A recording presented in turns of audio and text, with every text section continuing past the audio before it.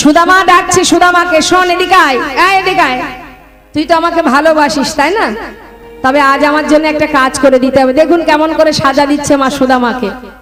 কি বলছে?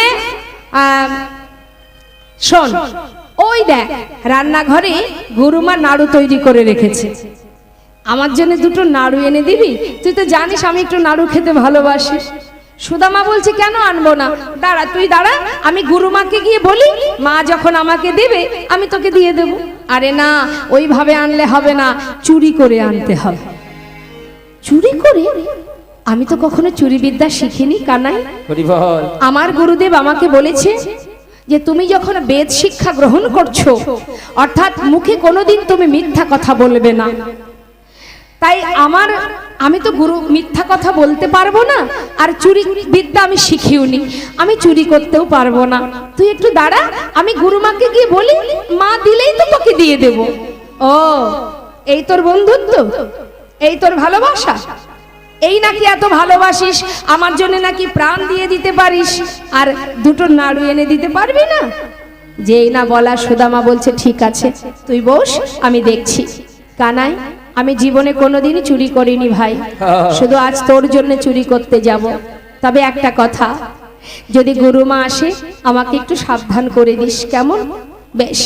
কানাই বসে আছে দরজার কাছে, আর সুদামা ভিতরে গেছে নাড়ু চুরি করতে। কার জন্য মা? গোবিন্দের জন্য, সখা কানাইয়ের জন্য। এখন নাড়ুর পাত্রে গিয়ে যেই না দুটো নাড়ু হাতে তুলেছে, সঙ্গে সঙ্গে কানাই ডাকছে, গুরুমা, ও গুরুমা, শিগগিরই এসো। তুমি মনে করো আমি তোমার ঘরে নাড়ু চুরি করে খাই? আজ হাতে নাতে প্রমাণ, ওই দেখো কে নাড়ু চুরি করে খায়। যেই না বলা, সুদামা ঘর থেকে কাঁপতে কাঁপতে বাইরে এসে সেই নাড়ু দুটো ফেলে দিয়ে কানার সামনে দাঁড়িয়ে কাঁদছে, আর বলছে, কানাই, এ তুই কি করলি ভাই? আমাকে গুরুমার কাছে অকারণে চোর বানিয়ে দিলি। আমি তো তোকে আগেই বলেছি আমি চুরি করতে জানি না। বল কানাই, কি অপরাধ করেছিলাম আমি তোর কাছে? আমি তো তোর জন্য চুরি করতে গিয়েছিলাম, কেন মায়ের কাছে আমাকে চোর করে দিলি কানাই? আমার মা বলে তুই নাকি ভগবান, তোর কাছে যে যা চাই তুই নাকি তাকে তাই দিস। আজ যখন অকারণে তুই মায়ের কাছে আমাকে চোর করে দিলি, এই গুরুপাঠে দাঁড়িয়ে আমি তোর সামনে প্রতিজ্ঞা করলাম, জীবনে যত কষ্ট যত দুঃখই আসুক না কেন, আমি যদি দারিদ্রতার অন্ধকারে ডুবে মরেও যাই, আমি কোনোদিন তোর কাছে দুহাত পেতে কিছু চাইবো না কানাই। কানাই সঙ্গে সঙ্গে বলে উঠলেন, সুদামা, তাহলে আমিও প্রতিজ্ঞা করলাম, যতদিন তুই আমার কাছে কিছু না চাইবি আমিও তোকে কিছু দেব না। দুইজনের মধ্যে প্রতিজ্ঞা হয়ে গেল মা। কিছুদিন পর গুরুদেব বললেন, তোমাদের শিক্ষা সম্পূর্ণ হয়ে গেছে, এবার তোমরা আপন ঘরে ফিরে যেতে পারো। যে যার মতো সবাই ঘরে চলে গেল, কিন্তু কৃষ্ণ আর বৃন্দাবনে যায়নি। সেখান থেকে চলে গেল কোথায়?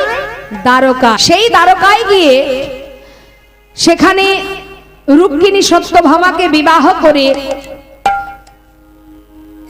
রাজা হয়ে বসে রইলেন ভগবান কৃষ্ণ। আর এদিকে সুদামা দেখতে দেখতে বড় হয়েছে মা, বিবাহের বয়স হয়েছে। আপন ঘরে ফিরে আসবার পর মটুক মুনি, তার মনে বড় আনন্দ, কেন? ছেলে মস্ত বড় পণ্ডিত হয়েছে। গ্রামে সবাইকে ডেকে ডেকে বলে, দেখো তোমাদেরও তো ঘরে সন্তান আছে, কিন্তু আমার ছেলের মতো ছেলে কয়জনার আছে? সবাই বলে, গ্রামবাসী বলে, ঠিকই তো, তোমার ছেলের মতো ছেলে কেউ নেই, সে তো মস্ত বড় পণ্ডিত, সে বিপ্র, তাই তোমার সন্তানের মতো সন্তান খুব কমই আছে। গর্বে বাবার বুক ভরে যায়, সন্তান ভালো কিছু করলে সব মা বাবারই একটু অহংকার হয়। তা ছেলের উপযুক্ত বিবাহের বয়স হয়েছে বলে একটা সুকন্যার সন্ধান করে সুদামার বিবাহ দিল। নিতাই গৌর হরিবোল হরিবোল। মায়েরা উলুধ্বনি।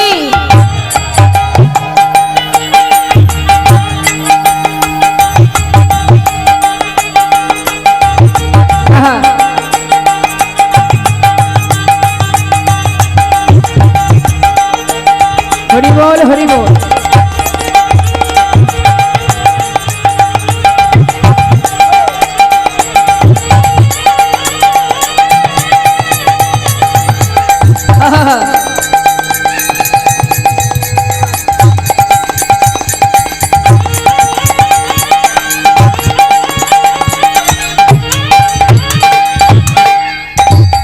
নতুন বউ ঘরে এসেছে, একটু উলুধ্বনি তো দরকার, তাই না?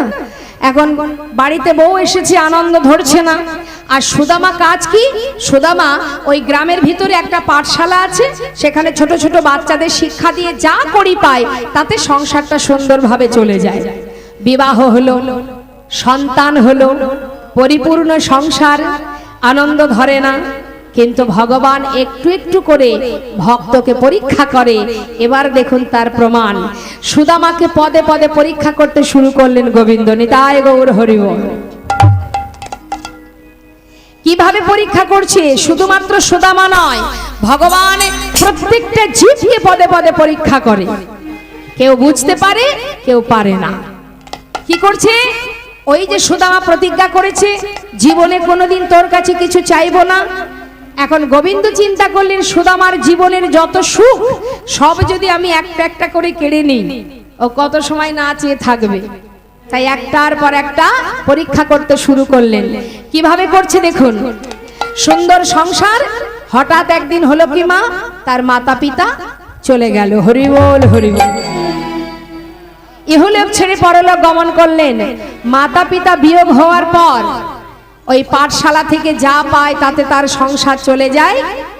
কিছুদিনের মধ্যে সেই পাঠশালাটাও বন্ধ হয়ে গেল।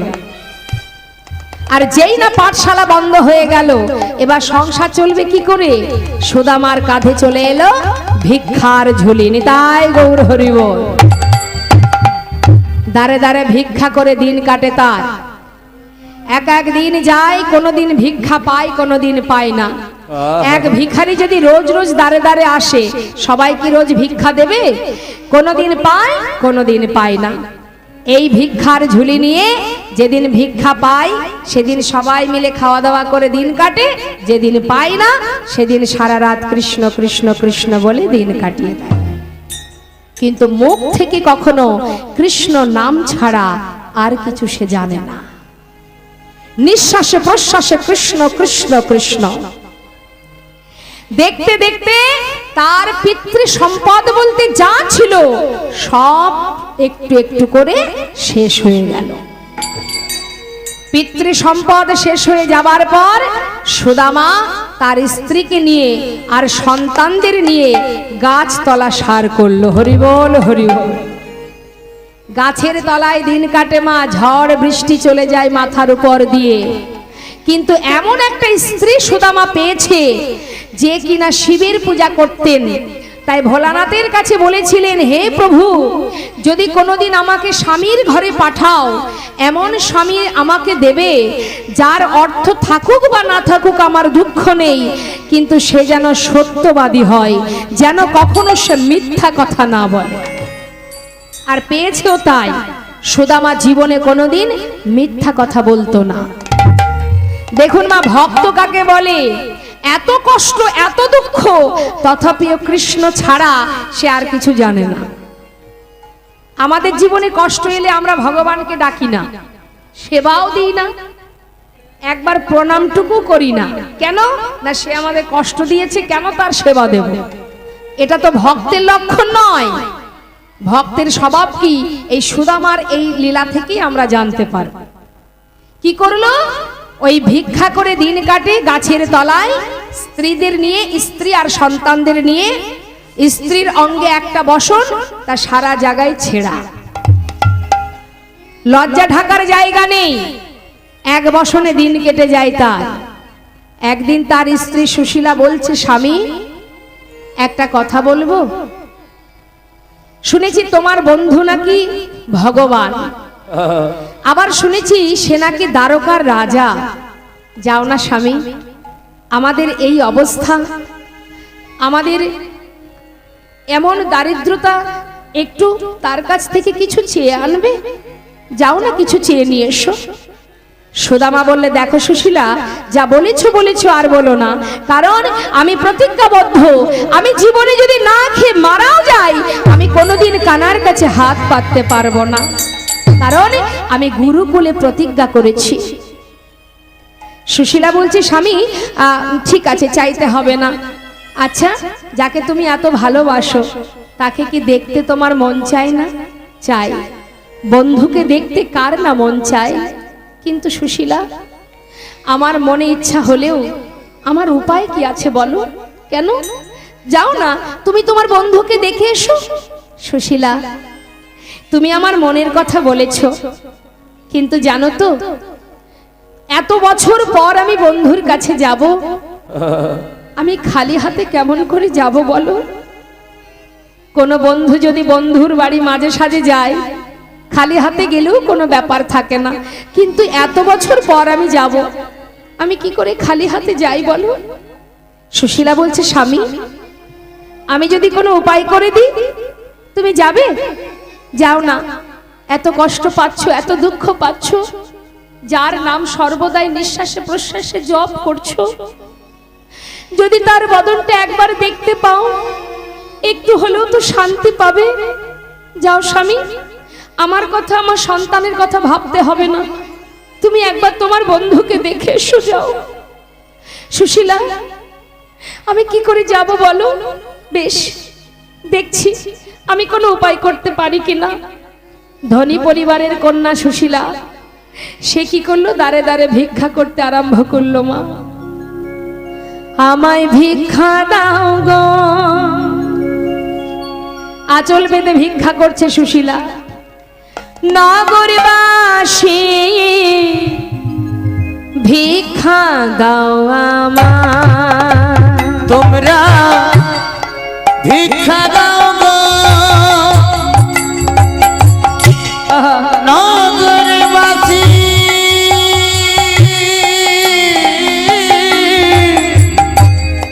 ভিক্ষা দাও আমায়। কেউ উঠে আসবেন না, এখন বসুন, এখন কেউ আসবে না, লীলায় বিঘ্ন ঘটবে, শেষে দেবেন। আমায় ভিক্ষা দাও গো,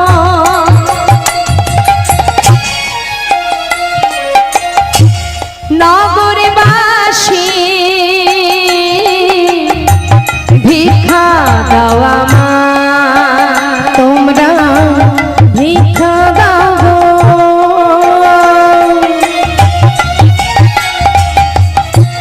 নগরবাসী ভিক্ষা দাও আমায়। যেই না একজনের ঘরে দরজার কাছে এসে ভিক্ষা চেয়েছে, সঙ্গে সঙ্গে মুখের উপরে দরজা বন্ধ করে দিয়ে বলছে, এই এদিকে আয়। দেখ দেখ, ই আবার কোথা থেকে এলো রে? হ্যাঁ, আগে কখনো দেখেছিস? আরে, নিত্য নতুন ভিখারি জ্বালায় কি আমাদের গ্রাম ছেড়ে দিতে হবে?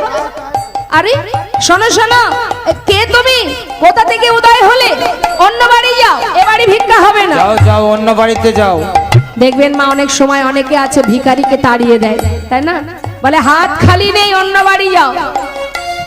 আবার পাশের বাড়ি গেছে সুশীলা, সেখানে গিয়ে আবার বলছে, আমায় ভিক্ষা দাও গো।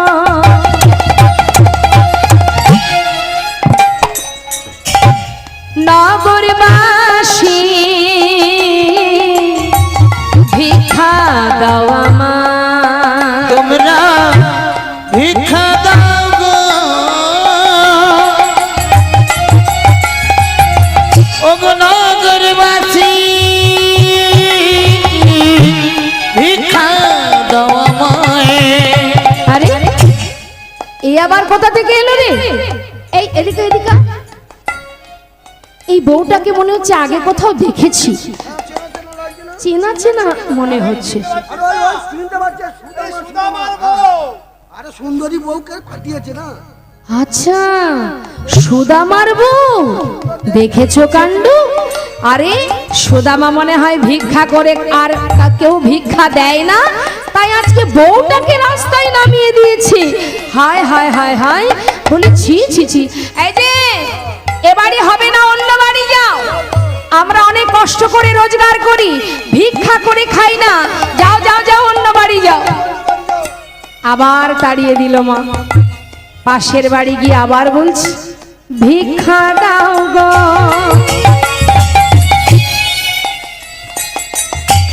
নগরবাসী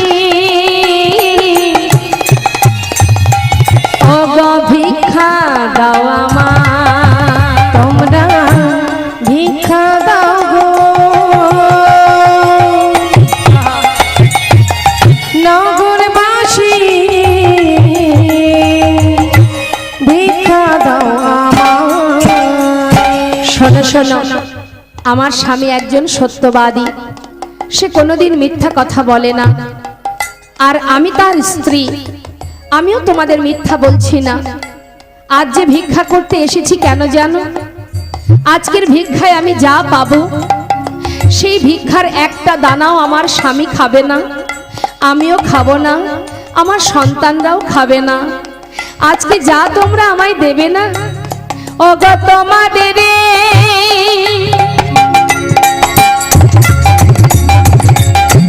ভিক্ষার দ্রব্য পাবে সে মোরা, তোমাদের ভিক্ষা দ্রব্য পাবে সে মোরা, ভিক্ষা দাও আমায়, তোমরা হরি বল হরি বল জয় গৌর হরি বল। নগরবাসী ভিক্ষা দাও আমায়, একবার ভিক্ষা দাও আমায়, তোমরা ভিক্ষা দাও আমায়। যেই না বলেছে তোমাদের ভিক্ষার দ্রব্য পাবে শ্যামরাই, তখন এক গ্রামে তো বিভিন্ন রকমের মানুষ থাকে মা, যারা কৃষ্ণ ভক্ত, তারা মনে মনে চিন্তা করছে, যাক সুদামার স্ত্রী নিশ্চয়ই মিথ্যা বলবে না, তাহলে আজকে যদি আমরা ভিক্ষা দিই, সেই ভিক্ষা যদি গোবিন্দ সেবায় লেগে যায়, তাহলে আমাদের জনম ধন্য হবে। তাই চার বাড়ি থেকে চার মুষ্টি চিড়ে ওই সুদামার স্ত্রীর আঁচলে দিয়ে গেল। আর সেই চিড়েগুলো নিয়ে ঘরে এসে নিজের অঙ্গে যে বসনটা আছে মা, তার থেকে কিছুটা অংশ ছিঁড়েছে, ছিঁড়ে তার ভিতরে পুটুলি বেঁধেছে। পুটুলি বেঁধে স্বামীকে দিয়ে বলছে, স্বামী এই নাও ধরো, যাও যাকে তুমি এত ভালোবাসো তাকে একবার দেখে এসো, আর তুমি তাকে বলো দেবার মতো আমার আর কিছু নেই, এই ভিক্ষা করে যতটুকু এই চিড়ে পেয়েছি পুরোটাই আমি তার জন্য বেঁধে দিলাম, একটা দানাও তুমিও খাবে না, আমিও খাবো না, সন্তানও খাবে না, যার জন্য ভিক্ষা করেছি একমাত্র সেই সেবা করবে, যাও স্বামী দেখে এসো তাকে। ওমা, সুদামার আনন্দ ধরছে না, আনন্দে দুটি নয়ন দিয়ে বাড়ি বরিশন হচ্ছে। চিড়ের পুটুলিটা বুকের মধ্যে করে নিয়ে ছুটতে ছুটতে চলেছে দ্বারকায়। সারা গায়ে নোংরা দুর্গন্ধ, গায়ে আছে পাগলের ন্যায় একটা ছিন্ন বসন, সেই বসনটা পরিধান করে যাচ্ছে সুদামাকে নিয়ে, সুদামার কাছে, আর আহা কৃষ্ণের কাছে সেই চিড়ের পুটুলিটা নিয়ে, আর ডাকতে ডাকতে যাচ্ছে, একবার দেখা দে রে ভাই কানাইয়া, দেখা দে আমায়, একবার দেখা দে রে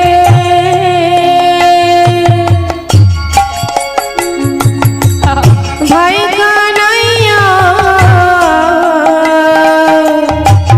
দেখা দে আমায়, একবার দেখা দে রে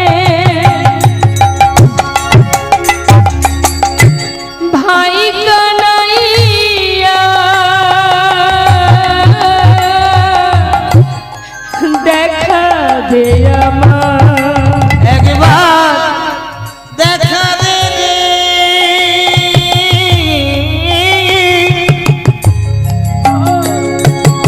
ভাই কানাইয়া,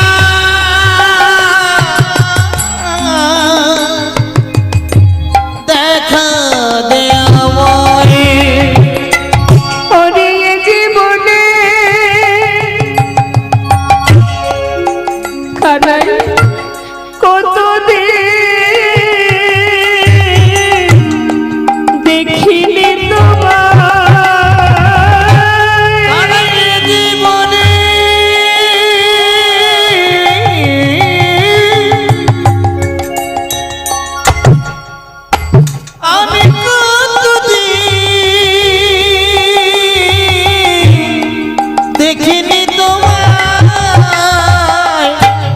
দেখা দে আমার, দেখা দে ভাই কানাইয়া, দেখা দে আমায়। একবার দেখা দে আমায়, একবার দেখা দে আমায়, একবার দেখা দে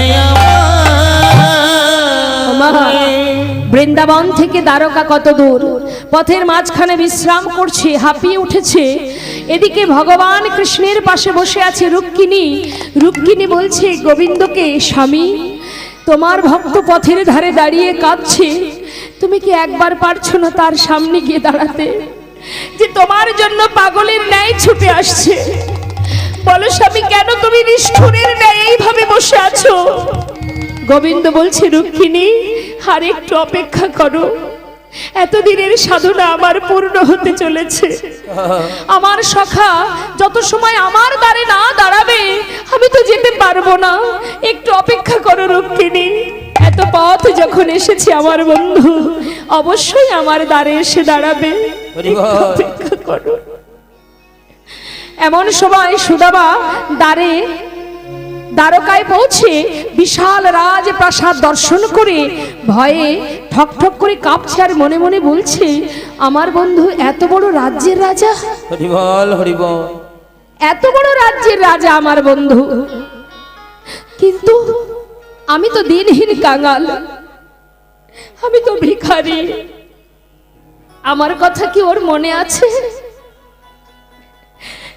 আমার মতো বন্ধুর কথা হয়তো সে ভুলে গেছে, কিন্তু এসেছি যখন একবার দেখা করে যাব, জানি না সে আমায় চিনতে পারবে কিনা। কিন্তু আমার বন্ধু সে হলো রাজা, রাজভোগ সেবা করে, রাজ সুখে দিন কাটায়, আমার এই শুকনো চিড়ে আমি তাকে দেব কেমন করে? না না, এ আমি দিতে পারবো না। তাই চিড়ের পুটুলিটা লুকিয়ে রেখেছে মা।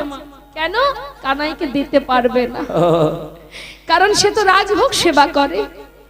ডাকতে ডাকতে দ্বারে এসে দাঁড়িয়েছে, দ্বারে এসে জিজ্ঞাসা করছে দাঁড়িকে, এই দাঁড়ি, এখানে কি আমার কানাই থাকে? दारी जिज्ञासा करछे कौन हो तुम, कहाँ से आए हो, तुम्हारा नाम क्या है? सुदामा बोलছে देख তুই শুধু আমাকে চিনবি না, আমি বৃন্দাবন থেকে আসছি, শুধু একবার বল না এখানে কি কানাই থাকে?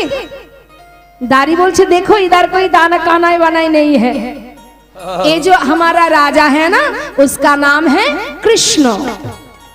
दारी যেই কানাই সেই তো কৃষ্ণ, আমাকে ভিতরে যেতে দে, আমি ভিতরে যাব, একটু ভিতরে যেতে দে। ঘাড় ধাক্কা দিয়ে বাইরে সরিয়ে দিলেন। যেই না সরিয়ে দিলেন, সুদামা বলছে দেখ দাঁড়ি, আমাকে যদি ভিতরে যেতে না দিস তাহলে আমি আমার বন্ধুর সঙ্গে দেখা করতে পারবো না। লীলার পাশে দাঁড়িয়ে মহাজন বলছে দেখো দেখো এ গরিবি, কি বললেন? একবার গিয়ে বলো যে তার বন্ধু এসেছে তার দ্বারে বহু আশা নিয়ে, তার না আছে মাথায় রাজমটুক, না আছে সারা অঙ্গে রাজপ্রসাদ, একটা ছিন্ন বসন পরিধানে এক দিনহীন পাগল এক কাঙাল এসেছে যার নাম হলো সুদামা। দাঁড়ি কি করলেন? তাড়াতাড়ি করে সুদামাকে বাইরে রেখে বললেন তুমি বাইরে থাকো, আমি ভিতরে গিয়ে রাজার কাছ থেকে অনুমতি নিয়ে তবেই তোমাকে নিয়ে যাব। রাজা যদি অনুমতি করে তবেই যেতে পারবে, না হলে পারবে না।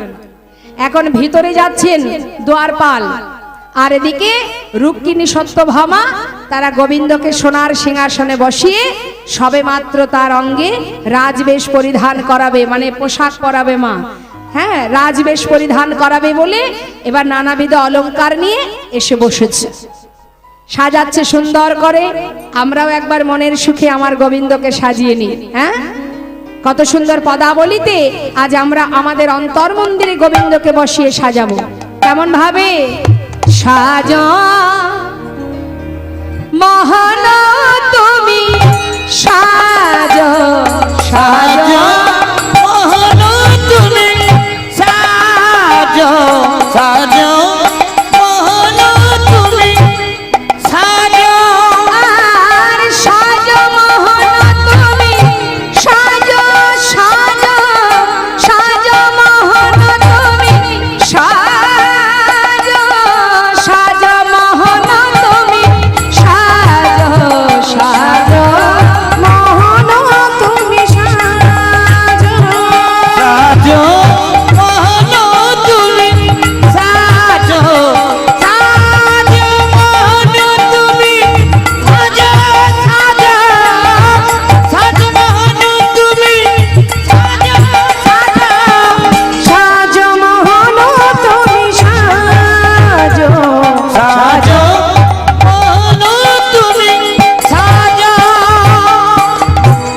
চির সুন্দর চিরয় অভিলাষী তুমি চির সুন্দর চিরয় বিলাসী মাথে শিখি পাখা হাতে লয়ে বাঁশি তুমি চির সুন্দর চিরয় বিলাসী মাথে শিখি পাখা হাতে লই বাঁশি গোকুলে কাহা ব্রজেতে শ্রীকৃষ্ণ গোকুলে কাহা ব্রজেতে শ্রীকৃষ্ণ নব নব রূপে তুমি আয়ো সাজো মোহন তুমি সাজো সাজো মোহন তুমি সাজো ও সাজো মোহন তুমি সাজো সাজো সাজো মোহন তুমি সাজো সাজো তুমি সাজো সাজো মোহন তুমি সাজো অন্তর মন্দিরে একবার ধর্মরতি এবার অন্তর মন্দিরে ধর্মরতি প্রাণেরই প্রদীপে তোমা কহিব এবার আরতি অন্তর মন্দিরে ধর্মরতি প্রাণের প্রদীপ করিব আরতি গোকুলে কাহা ব্রজেতে শ্রীকৃষ্ণ গোকুলে কাহা ব্রজেতে শ্রীকৃষ্ণ শ্রীমতী যে পূজারিণী আজ সাজো মোহন তুমি সাজো মোহন তুমি সাজো সাজো মোহন তুমি সাজো সাজো সাজো মোহন তুমি সাজো সাজো সাজো মোহন তুমি সাজো সাজো মোহন তুমি সাজো আমা সাজানো হলো সুন্দর করে রাজবেশ পরিধান করাচ্ছে এমন সময় রাজা সম্মুখে এসে দাঁড়ালো সেই দ্বারপাল মহারাজ আপনার দ্বারে এক দিনহীন কাঙাল এসেছে সে আপনার কাছে দেখা করতে চায় ভগবান বললেন কে সে দিনহীন কাঙাল নাম কি তার নাম নাকি সুদামা যেই না বলেছে সুদামা আর কি গোবিন্দ থাকতে পারে মা হ্যাঁ সেই সুদামার কথা শুনে যার অপেক্ষায় এতদিন বসেছিল সুদামার কথা যেই না শুনেছে সর্বস্ব ফেলে এবার গোবিন্দ ছুটতে ছুটতে যাচ্ছে কনক প্রচঙ্কে কৃষ্ণ আছিল বসিয়া কনক প্রচঙ্কে কৃষ্ণ আছিল বসিয়া ধাইয়া চলিল দেখো সুদামা শুনিয়া ধাইয়া চলিল দেখো সুদামা শুনিয়া ধাইয়া চলিল দেখো সুদামা শুনিয়া ধে ধে চলিল ধে ধে চলিল ধে ধে চলিল ধে ধে চলিল সুদামা সুদামা শুনে ধে ধে চলিল সুদামা সুদামা শুনে ধে ধে চলিল ধাইয়া চলিল দেখো সুদামা শুনিয়া ধাইয়া চলিল দেখো সুদামা শুনিয়া সুদামা সুদামা কিন্তু বাইরে দাঁড়িয়ে আছে মা আর কানার কণ্ঠ পেয়ে সুদামার নয়নের জলে বুক ভাসিয়ে কাঁদছে ছুটে এসে কানাইকে বুকের মধ্যে জড়িয়ে ধরেছে দ্বারকাবাসী দেখে অবাক এ কি এত বড় রাজা আমাদের সেই রাজা কিনা একটা পাগলকে জড়িয়ে ধরেছে আমাদের রাজার মন তাহলে কত বড় যে একটা ভিখারি পাগল কাঙাল তাকেও এত ভালোবাসে সবাই অবাক দৃষ্টিতে তাকিয়ে আছে আর সুদামাকে জড়িয়ে যেই না ধরেছে সুদামা বলছে কানাই আমাকে ভুলে যাসনি ভাই এখনো মনে রেখেছিস আমি তো ভেবেছিলাম বোধহয় তুই ভুলে গেছিস কানাই বলছে সুদামা কি করে ভুলবো তোকে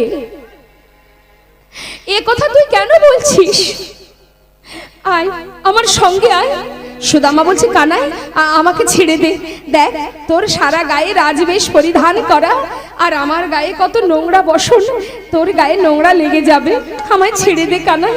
আরে দাঁড়া, এতদিন পর এলি, আমাকে একটু ভালো করে জড়িয়ে আলিঙ্গন করতে দে। ভালো করে জড়িয়ে ধরে বলছে সুদামা চল চল ভিতরে চল। সুদামা বলছে আমি যাব না কানাই, তোকে দেখবো বলে এসেছিলাম, আমার স্বাদ মিটে গেছে, এবার আমাকে বিদায় দিয়ে আমি চলে যাই। হ্যারি এ আবার কেমন কথা? হ্যারি চল বলছি, আমার সঙ্গে চল।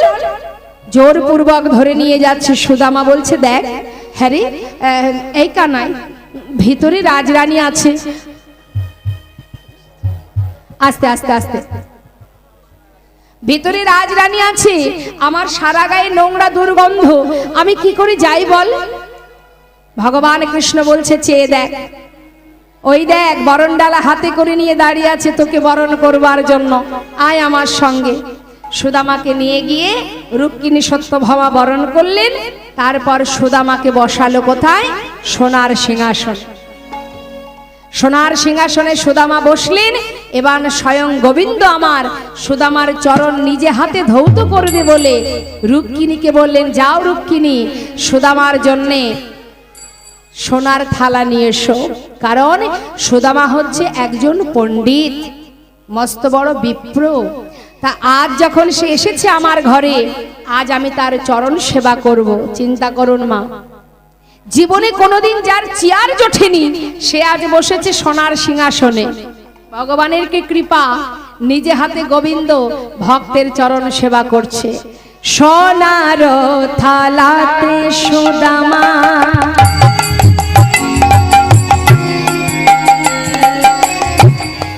আজ চরণ রাখিল, সোনার থালাতে সুদামা দেখো চরণ রাখিল।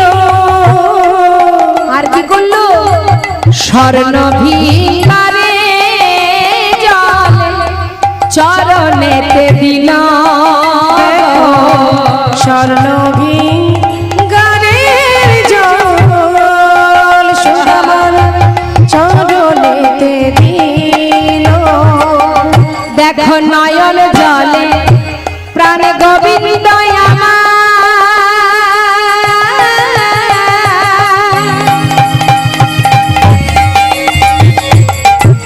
চরণ ধোয়ালো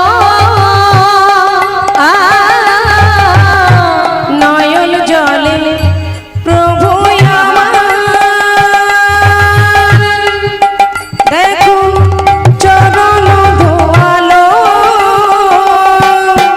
জুড়ালো জুড়ালো বলে প্রভু কাঁদিতে লাগিল, জুড়ালো জুড়ালো বলে কাঁদিতে লাগিল। আজি আনন্দ ধরে না রে, ধরে না রে ভক্ত চরণ সেবা করে প্রভুর আনন্দ ধরে না রে, ভক্ত চরণ সেবা করে আনন্দ ধরে না রে। জুড়ালো জুড়ালো বলে কাঁদিতে লাগিল, জুড়ালো জুড়ালো কাঁদিতে লাগিল। চরণ দুটো সেবা করছে আর জিজ্ঞাসা করছে কানাই, দেখছি কি গো মা? চরণ থেকে রুধির ঝরছে। রুধির ঝরছে দেখে সুদামাকে বলছে, সুদামা এত পথ হেঁটে এসেছিস ভাই, চরণ থেকে কত রুধির ঝরছে তোর। নয়ন জলে গোবিন্দ চরণ ধৌত করছে আর মনে মনে ভাবছে, এমন বন্ধু কয়জনার হতে পারে যার নিজের দিকে কোনো লক্ষ্য নেই, কতক্ষণে আমাকে দেখবে বলে পাগলের ন্যায় ছুটে এসেছে। সুদামা এত পথ এলি, এত বছর পর এলি, আমার জন্য কোনো কিছু এনেছিস? ভগবান তো সবই জানে মা, সুদামা যে লুকিয়ে রেখেছে সেটাও গোবিন্দ জানে। সুদামা বলছে, জানিস কানাই, আমি তো ভিক্ষা করি, কোনো রকমে সংসার চালাই। ভেবেছিলাম কিছু আনবো, কিন্তু কিছু আনতে পারিনি ভাই। মনে মনে গোবিন্দ চিন্তা করলেন, সুদামা রে, তুই আমার জন্য এনেছিস কিন্তু আমাকে দিতে পারছিস না। ভাবছিস তোর আনা শুকনো চিড়ে আমি খাবো কেমন করে?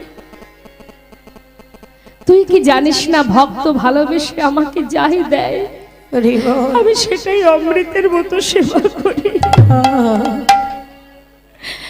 বিদুরের ঘরের শাকন্ন যদি সেবা করতে পারি, সবরই এঠো কুল যদি খেতে পারি, মা রাম অবতারে সবরই বনের ভিতরে বাস করত, তাকে সবাই ঘৃণার চোখে দেখত। আর সবরই প্রতিদিন পথের ধারে ফুল ছড়িয়ে রাখত। কেন? এই ফুলের উপর দিয়ে রামচন্দ্র আসবে আমার ঘরে। বন থেকে কুল পেড়ে নিয়ে আসতো, কিন্তু কিভাবে পারতো? আগে নিজে খেয়ে দেখতো সেটা মিষ্টি না টক। যেটা মিষ্টি লাগতো সেটা অর্ধেকটা খেত আর অর্ধেকটা পাত্রে তুলে রাখতো। ওই এঠো কুলই সেবা দিয়েছিল প্রভু রামচন্দ্রকে। নিতাই গৌর হরি। তাই মাগো, ভগবান মনে মনে বলছি, সুদামা রে, আমার জন্য এনেছিস কিন্তু দিতে পারছিস না। ভাবছিস আমি রাজহালে থাকি, এই রাজহালে থেকে অমৃত সেবা করি, আমি তোর শুকনো চিড়ে খাবো কি করে? বেশ, তুই যখন দিলি না, কিন্তু আমি তো সেবা করবই, তোকে দিতে হবে না, সময় হলে আমি খেয়ে নেব। কিছু কথা না বলে চরণ ধৌত করে সুদামাকে স্নান করিয়ে শুদ্ধ বসন পরিয়ে সেবা দিলেন মা। রুক্মিণী সত্যভামা সেবা দেবার পর শয়ন মন্দিরে সুদামাকে শয়নে দিলেন। নিতাই গৌর হরি বল। ঠিক মধ্যরাত, গোটা রাজ্যে সবাই ঘুমিয়ে, রাজমহলে সবাই ঘুমিয়ে পড়েছে। ঠিক সেই সময় স্বয়ং গোবিন্দ আমার এক পা দুপা করে সুদামার মন্দিরে প্রবেশ করেছে। মন্দিরে প্রবেশ করে সুদামা যেখানে শুয়ে আছে, ঠিক তার চরণের পাশে গিয়ে বসেছে মা। চরণের পাশে বসে দুহাত দিয়ে তার চরণ সেবা করছে। ভক্ত কাকে বলে মা? কেন? কত পথ হেঁটে এসেছে বন্ধু, কত না জানি পায়ে ব্যথা হয়েছে, যাতে ভালো করে ঘুমাতে পারে। তাই গোবিন্দ চরণ সেবা করছে ভক্তের। একদিকে সে বন্ধু আর একদিকে সে ভক্ত। চরণ সেবা করতে করতে হঠাৎ দেখছে চরণ তলে কত কাঁটা ফুটে আছে। গোবিন্দ নয়নের জলে বুক ভাসিয়ে কাঁদছে আর মনে মনে ভাবছে, সখা, চরণ তলে এত কাঁটা ফুটেছে, সেদিকেও তো লক্ষ্য নেই। কতক্ষণে আমায় দেখবি তুই? এত ভালোবাসিস আমায়। একটা একটা করে কাঁটা পরিষ্কার করছে মা। আবার লক্ষ্য রেখেছে যাতে সুদামার ঘুম ভেঙে না যায়। কাঁটা পরিষ্কার করতে করতে একটা কাঁটা দেখছে বেশ কিছু ভিতরে ঢুকে গেছে, সেটা টেনে বের করতে পারছে না। তাই স্বয়ং প্রাণ গোবিন্দ আমার নিজের বদনটা চরণ তলে নিয়ে গিয়ে নিজের দাঁত দিয়ে সেই কাঁটাটাকে ধরে জোর করে যেই না বের করেছে, সুদামা চমকে উঠেছে। আর যখনই চমকে উঠেছে, সুদামার যে লুকানো চিড়ের পুটুলি ছিল সেটা নিচে পড়ে গেছে। কানাই বলছে, সুদামা, এর মধ্যে কি ভাই? আমার জন্য এনেছিস কিন্তু আমায় দিসনি। দাঁড়া। ছুটে গিয়ে পুটুলিটা হাতে তুলে যেই না খুলতে যাবে, হঠাৎ সুদামা বলছে, কানাই, আমাকে ফিরিয়ে দে, তুই খেতে পারবি না, দে বলছি, আমায় ফিরিয়ে দে। কানাই বলছে, কি বললি? খেতে পারবো না? তার মানে আমার জন্য কিছু এনেছিলি, আমায় দিসনি, আবার তুই অন্যায় করেছিস। দাঁড়া। যেই না খুলেছে দেখছে তার মধ্যে চিড়ে। ও, চিড়ে এনেছিলি? ঠিক করেছিস। জানিস সুদামা, প্রতিদিন না ক্ষীরসর ননি খেতে খেতে না আমার মুখে রুচিটাই আর নেই। আজ যখন চিড়ে এনেছিস, আমি একটু চিড়ে খেয়ে আমার মুখে স্বাদটা পাল্টাবো। যাক, ভালোই করেছিস। আরে এই না হলে কি বন্ধু? দাঁড়া দাঁড়া। যেই না চিড়ে মুখে দিতে যাবে, হঠাৎ দেখছে কি মা, চিড়েগুলো সব ভেজানো। কিরে, আবার ভিজিয়েও এনেছিস? বুঝেছি বুঝেছি, শুকনো চিড়ে খেতে গেলে নিশ্চয়ই মুখে ব্যথা লাগবে, তাই তুই ভিজিয়ে এনেছিস। সুদামা বলছে, কানাই, ও কানাই, ওরে কানাই রে, আমি তো চিড়ে ভিজিয়ে আনিনি ভাই, তবে জানি না কেমন করে চিড়ে ভিজে গেল। তবে আমার মনে হয় পথে আসবার সময় যখন আমি তোর কথা মনে মনে ভাবছিলাম, আমার দুটি নয়ন থেকে বাড়ি বরিশাল হচ্ছিল। আমার মনে হয় আমার চোখের জলে চিড়ে ভিজে গিয়েছে আমার চোখে। তাই গৌর হরি বল, হরি বল। চিড়ে ভিজে গিয়েছে, আমি কেমন করে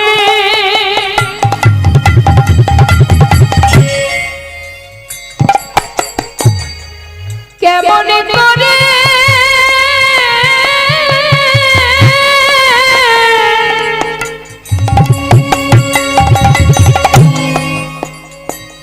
আমি তোরে দেব বাদনে,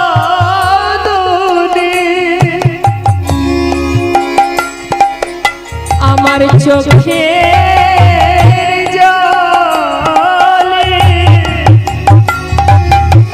চিড়ে ভিজে গিয়েছে, আমি কেমন করি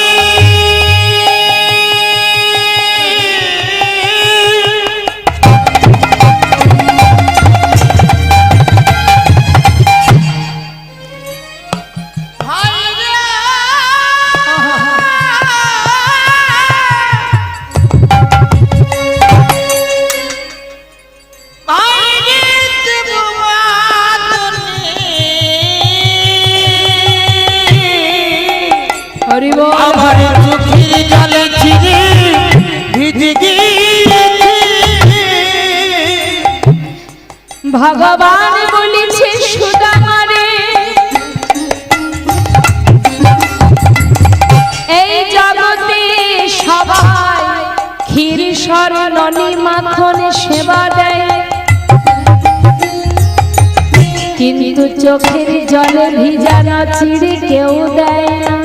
হরি বল। আমি তোর সামনে দাঁড়িয়ে প্রতিজ্ঞা করিলাম,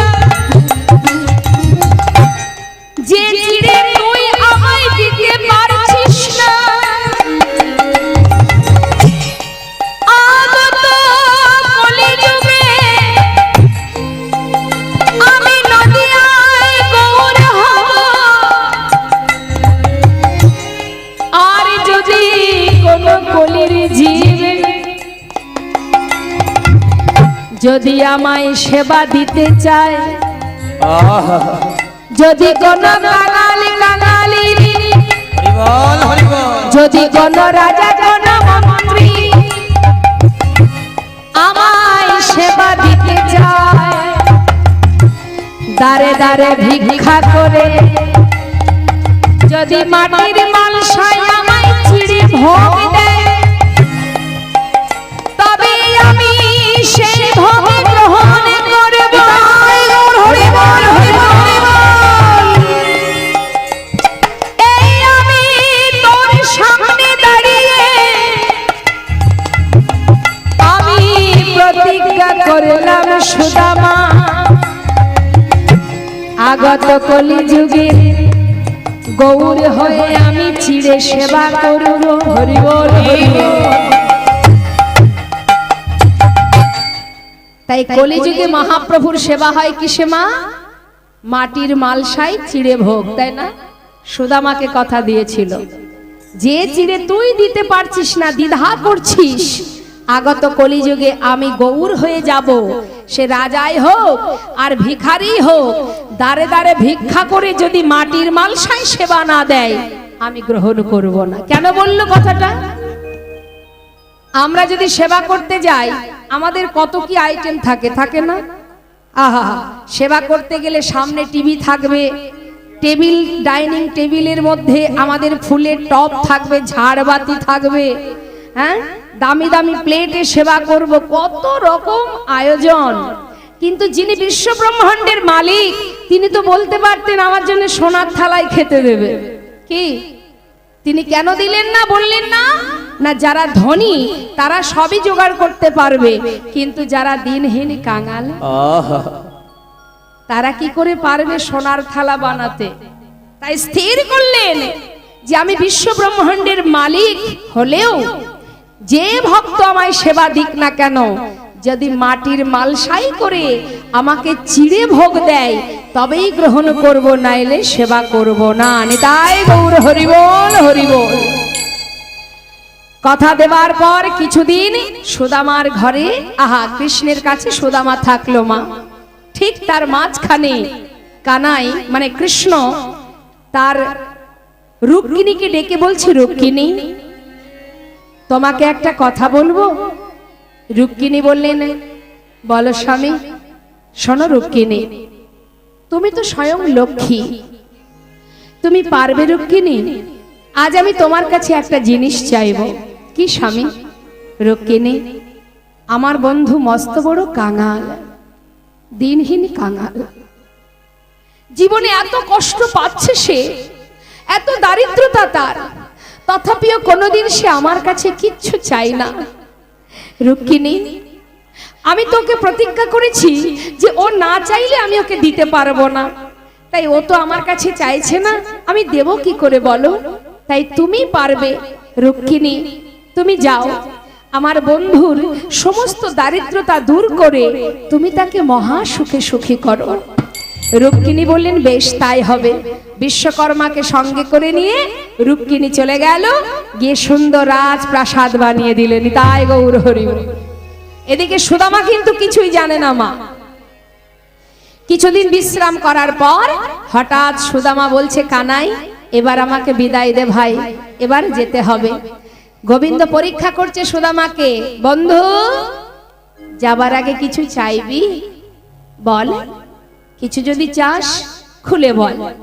সুদামা বললেন, দেখ কানাই, তোকে দেখেছি আর আমার জীবনে কোনো স্বপ্ন নেই, আমার সমস্ত দুঃখ দূর হয়ে গেছে, এবার আমি হাসি মুখে চলে যাই, আমাকে বিদায় দে কানাই।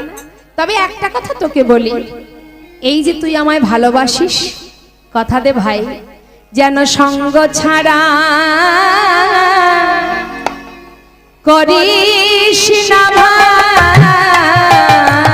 যেন সঙ্গ করিস না ভাই, শুধু এ জন্মে নয়,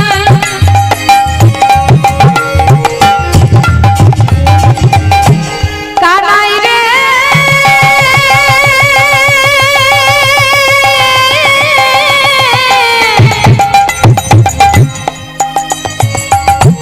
এ জন্মে নয়, জন্মে জন্মে যেন সঙ্গ ছাড়া করিস না ভাই, শুধু এ জন্মে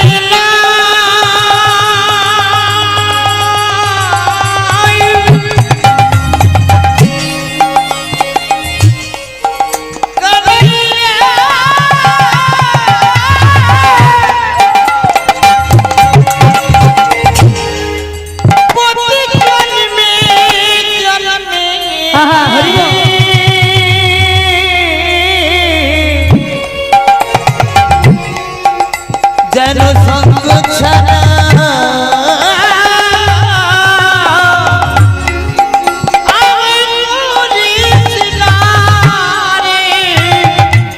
আমি আর কিছু চাই না কানাই, যেন সঙ্গ ছাড়া করিস না, আর কিছু চাই না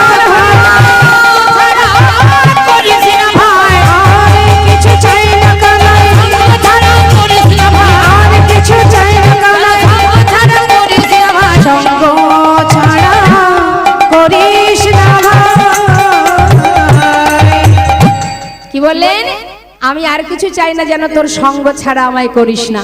কানাই বলে সুদামা আমি তোকে বলছি তোর কোনো দুঃখ থাকবে না, তুই এবার আয়, যা ভালোভাবে সাবধানে যাস। সুদামাকে পাঠিয়ে দিল মা। এদিকে সুদামা ফিরে এসে আর খুঁজে পাচ্ছে না তার স্ত্রীকে, কারণ যে গাছের তলায় ছিল তার স্ত্রী সুশীলা সেখানে সে আর নেই, সেখানে একটা রাজপ্রাসাদ তৈরি হয়েছে। সুদামা চিন্তা করছে কি ব্যাপার, এই এত বড় প্রাসাদ কে বানালো, হয়তো কোনো ধনী ব্যক্তি বানিয়েছে, কিন্তু আমার গিন্নি কোথায়, আমি তো তাকে খুঁজে পাচ্ছি না। দেখুন মা, এই লীলা থেকে আমরা একটা জিনিস জানতে পারি যে ভগবানের কাছে চাইবার প্রয়োজন হয় না। হ্যাঁ, না চাইতে সব পাওয়া যায় যদি তার প্রতি একনিষ্ঠ ভক্তি থাকে। নিতাই গৌর হরি বল। চাইলে বরং কম হয়ে যাবে, চাইবার কোনো প্রয়োজন নেই, চাইলে কম হয়ে যায়। চাওয়ার কি দরকার, শুধু সঁপে দাও তার চরণে, তোমার সমস্ত দায় দায়িত্ব তো তার, সেই তো তোমাকে দেখভাল করবে। জন্ম থেকে মৃত্যু পর্যন্ত তোমার কাছে ছায়ার মতো আছে, শুধু তুমি দেখতে পাচ্ছ না। একবার ভরসা করো, নির্ভরশীল হও, দেখবে। এই লীলা ভগবান করেছেন কেন? সবই জীবের শিক্ষার জন্য, শিক্ষামূলক লীলা। এবার সুদামা চারিদিকে খুঁজছে, এমন সময় দেখতে পেল কি যে উপর থেকে একটা রাজরানীর ন্যায় এক রমণী বরণডালা নিয়ে নেমে আসছে। সুদামা হাঁ করে তাকিয়ে আছে, যেই না নিচে নেমেছে দেখছে কে, তারই স্ত্রী সুশীলা। এ কি সুশীলা তুমি? আমি তো তোমাকে চিনতেই পারছি না, কে করলো তোমার এমন অবস্থা? স্বামী, তুমি কিছু না চাইলে কি হবে, তুমি চলে যাবার পর তোমাকে সর্বসুখী সুখী করেছে তোমারই বন্ধু। নিতাই গৌর হরি বল। বরণ করে স্বামীকে ঘরে নিয়ে গেল। ঘরে নিয়ে যাবার পর এবার দুজনে রাধা গোবিন্দের সেবায় রত হলেন। জয় নিতাই, জয় গৌরে। সুদামা আর সুশীলা দুজনে ভক্ত ভগবানের লীলা আমরা এখানেই বিশ্রাম রাখবো।